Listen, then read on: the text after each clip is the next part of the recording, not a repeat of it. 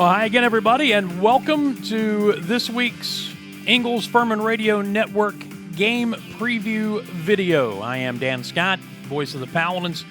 Good to have you with us, and looking forward to a big Saturday evening here at Paladin Stadium, the first night game since 2016 for the Paladins at home. And it's against the oldest rivalry in the Southern Conference, the dreaded Citadel Bulldogs, making their way in here. It is going to be a fantastic evening of football, and we are looking forward to just a spectacle, really, of playing a rare night game here and all the preparation that's going into that, and which we're going to talk about here in just a moment. But I'll just go ahead and tell you now some of the logistics. The fan zone will open at 3 p.m., outside the stadium. Hope you've enjoyed this new addition to the game day atmosphere here. Live music brought to you by Ingles, the food trucks, the inflatables, the cornhole, all of that to go along with the tailgating. All of that starts at 3 p.m. After the game, from the football practice fields, as I'm sitting here looking down at the playing surface at Paladin Stadium, it'll be off to my left. If you're in the home stands looking across at the visiting stands, practice fields are off to the left. A fireworks display. That'll happen about 10 minutes after the conclusion of the game. It's going to be a huge event, a huge atmosphere, and we're hoping a second straight huge victory for Clay Hendricks' Furman Paladins, coming off of the 42-20 win at Wofford last week. And one of the goals that Clay and his staff put up on their board before every season is what they call winning the state championship, and that's beating Wofford and the Citadel. And you do that, most of the time, you're going to find yourselves in the middle of the hunt for a postseason berth. In fact, the last time they did it in 2018, this team shared part of a conference championship. So it has been a big week of preparation on the field and off the field.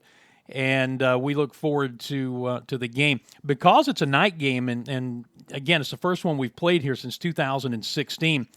Those of you who have been to previous night games here at Paladin Stadium know that the lights are not the best in the world here. But never fear, because the company that is the gold standard when it comes to temporary lighting, Musco Lighting, is in town. As a matter of fact, when I came in this morning, as you can see on your screen there, they're in the parking lot getting ready to deploy a couple of those trucks, one on each corner of the home side of the stands, from what I understand. So this field is going to be well lit. It will be lit well enough for television purposes, and there won't be any excuses for us in the broadcast booth saying that we can't see what's going on the field. So all of that is going on in preparation for this game. And of course, you've got a couple of teams here, obviously, who are looking for positive momentum. The Paladins have it. They're trying to keep it, and the Citadel is trying to regain it. Last time out, they were throttled by ETSU 48-21. They're 2-3 on the season, and that includes losses not only to ETSU, but also to Charleston Southern and their opener to Coastal Carolina. They have wins over North Greenville and VMI in the Military Classic of the South. That is their only Division I win at the moment. So they come in here, though, having won 2 in a row in this series, and Brent Thompson, the Citadel head coach, is 3-2 against Furman in his 5 previous outings. As we take a look at the numbers comparison of these teams, Citadel is actually outscoring Furman on a per-game, points per game basis, 27-21. The total offensive numbers are very close, and as you might imagine, the rushing yardage, that's what the Citadel does with that option offense, 281 yards per game on almost 55 attempts.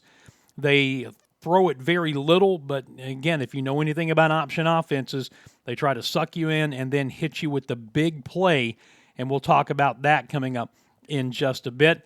Total defense, that's where Furman, by the numbers, has a huge advantage. The Citadel defense has not been good when it comes to what yardage they're allowing per game, over 450 yards per game, including 191 on the ground, 264.5 in the air. Both teams +1 in the turnover margin. The Paladins got back up on the positive side at Wofford last week.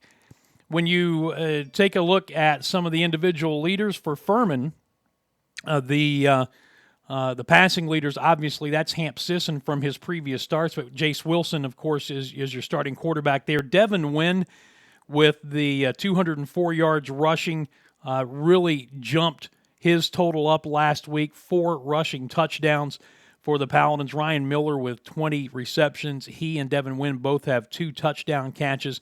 Miller also leads in receiving yardage. The quarterback for the Citadel, Jalen Adams, leads them in rushing, as you can see, in passing touchdowns, and obviously in passing yardage, in rushing touchdowns. Riley Webb, their very fine 6-year wide receiver, 13 catches for 285 yards, 3 receiving touchdowns, but he also has 2 rushing touchdowns. Their linebacker, they have really a pair of fine linebackers. Anthony Britton, who leads them with 46 tackles, including a sack, and Willie Eubanks III, 45 tackles with a half sack. And there you can see Blackshear with 3 interceptions leading the Paladins, and Destin Mack with 2 leading the Citadel Bulldogs. So, you can make numbers say whatever you want. We know that. Bottom line, what this comes down to is how well Furman takes care of the football, which is always the case, especially when you're dealing with a freshman quarterback.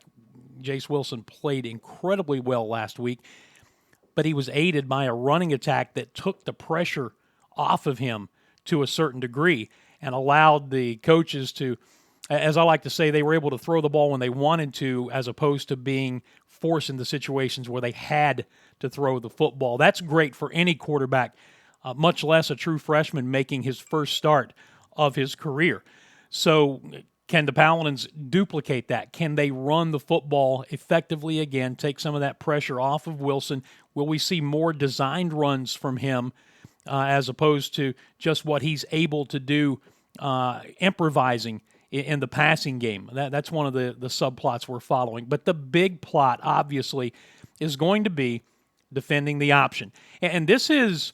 It's billed as a triple option offense, but when you take a closer look inside the numbers, their wings, or what they call A-backs, do not do an incredible amount of running the football in this offense. In fact, their A-backs on the season only have a total of 39 carries on the year, 46 total if you go to their 2 deep. Mostly, this is a team that is going to be quarterback-fullback. And they will run the A-backs just enough to try to keep you honest. But they are going to run Jalen Adams, and they are going to run their fullbacks, Logan Billings and Emeka Nwanze. Those are the guys that you're going to have to perform against when it comes to defending the option. And then what do they want to do? They want to get you going 3, 4, 5 yards at a time, suck you in, pop Riley Webb or somebody else over the top, and hit you with the big play. We always talk about assignment football when you play an option team, and that obviously is very, very critical. But in talking with Clay Hendricks and defensive coordinator Dwayne Vaughn this week, they said not only assignment football, but maybe as important or even more important is you have to be willing to get into a street fight with a team that runs the option. It's going to be the most physical game, perhaps, that they have played this season because of the type of blocking the Citadel does up front. And to that end, you're going to see Furman make some defensive adjustments and go with some bigger bodies at certain positions when it comes to what they're doing on the defensive alignment, especially at the linebacker spots. We'll talk about all that on Saturday when we get a little closer to kickoff. But the willingness to get into a street fight and to not only meet the physicality, but embrace the physicality of this matchup. That's going to be the big thing to look for in this game on Saturday night. The other games in the conference, as we take a quick look at the schedule, All our afternoon games, ETSU at Chattanooga, that's a 1:30 kick. Samford at Wofford is at 1:30, and VMI at Mercer at 4 p.m. You've got Mercer and ETSU, who are both still 3-0 in the league right now, and so perhaps an opportunity for one or both of those teams to take their first loss of the season. We will find out as things get rolling. So again, it's going to be a big night. We look forward to having you on board. We want to have you here, obviously, in the stadium. If you can't make it, the game is going to be broadcast on ESPN3 as opposed to ESPN Plus, so you don't need a subscription to get the online video of the game. But we hope that you'll be here. And if you come, bring your radio with you. You can listen on our flagship station inside the stadium, 97.7 FM. Is the Greenville signal for ESPN Upstate, 97.1 in Spartanburg, online at espnupstate.com and through the Odyssey app. That's A-U-D-C-Y, Odyssey, A-U-D-A-C-Y. You can access the broadcast there, and then don't forget also we give you a unique look inside the booth on the Furman Paladin Football Facebook page. You get the ESPN Upstate broadcast, but you get a webcam look at the interaction going on in the booth. So we've got every possible angle to bring you this game covered. You really have no excuse not to watch it or listen to it. We want you here in the stadium, and bring a radio with you, as I said. We're expecting a huge crowd. Should be our third consecutive crowd over 10,000, and perhaps our biggest crowd of the season so far if everything goes according to plan. But there are still tickets available at FurmanPaladins.com. That's the easiest way to do it, or you can call the ticket office and talk to Georgie or talk to Dwight Covington.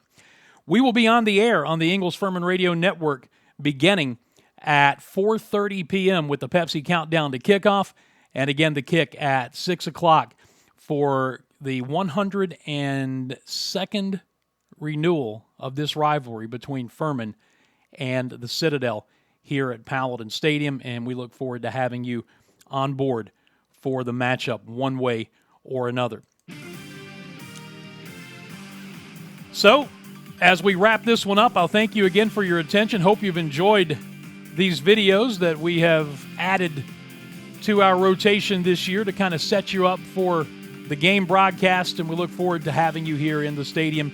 Pepsi Countdown to kickoff at 4:30 p.m. Saturday night, Furman and the Citadel at Paladin Stadium. Until then, I'm Dan Scott saying God bless you, and so long, everybody.